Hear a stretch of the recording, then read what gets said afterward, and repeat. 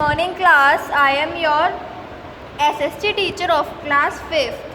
Today we will start new chapter which is chapter number 7, Paris the temperate grassland. आज हम इस video में इस चैप्टर की रीडिंग करेंगे. So let's start the reading. As we move away from the equator towards the poles, we get extreme temperature. In temperate regions, summer are hot and winters are cold. Some places do not have enough rainfall. In such regions, only grasses can grow.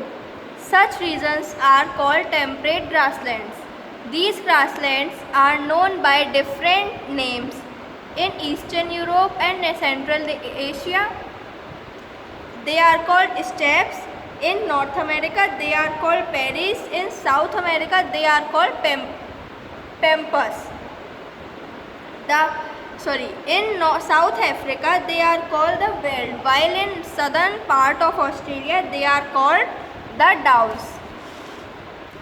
Prairies, location and land. The prairies are located in the interior of the North America. Prairies is a French word which means meadows or grassland. The French settlers in North America named the vast stretching flat land as prairies. Before the European settlers came here, this region was the grazing ground of herds for bisons. Originally, these grasslands were covered with thick and tall grasses. Later, they were cleared for farming. Come to next page, page 36. Climate and vegetation. The prairie grasslands enjoy an extreme type of climate. Here the winters are cold and summers are hot. A moderate rainfall occurs mostly in summer. Trees are found only along the rivers. Grasses grow quickly in spring. Early European settlers used these grasslands for cattle grazing and later for farming. The prairies have fertile soil. The Mississippi and Missouri rivers provide enough water for irrigation. Nowadays, these grasslands are intensively cultivated. Therefore, natural grasslands have vanished. People and their life. The European settlers converted the prairies grasslands into farmlands. These farmlands are huge, extending over thousands of hectares. Farmers live on their farms with their families. They build homesteads for their families and workers. Separate sheds for cattle and farm machinery also exist in these homesteads. All the farming operations are done with the help of machines. Farming, plowing, sowing, harvesting, threshing and winnowing are done by machines. Food grains are stored in big godowns called silos. Storing is also done with the help of machines. Wheat, corn मतलब मेज, English में corn को क्या कहते हैं? Corn मतलब मक्का, उसे क्या कहते हैं? मेज. Barley, rye, oats and nutritious fodder are grown on the farms. The farmers produce these crops on a large scale. The surplus produced is exported to other countries. This region is known as wheat basket of the world.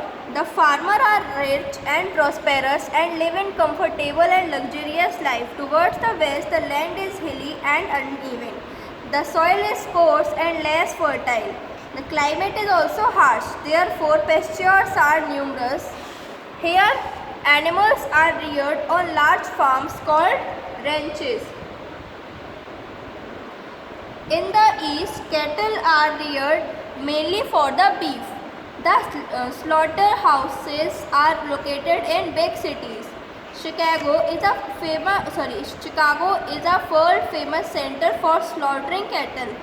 Beef is produced on a large scale, which is staple food of the Americans. Cattle are also reared for butter, cheese, condensed milk, powdered milk, etc. Milking of cows are done by machines. In the west, sheep are raised on hilly slopes which have cold and dry climate. The people of North America are mostly of European origin. Their standard of living is very high. They enjoy modern comforts like convenience, electrical equipments, telephones, etc. They are well educated. Most people live in cities. The prairie region has many important minerals too. As such, many minerals have been set up here. Industrialization has led to the growth of big cities, especially near Lake Michigan. Besides Michigan, there are big cities like Milwaukee, St. Paul, Dallas, Oklahoma City, etc. These cities have a dense network of roads and railways. Domestic air services are frequent. This is the reading of the chapter. You have to read these recap points. In the next, we will do the explanation of this chapter. Thank you, class, and have a nice day. Goodbye.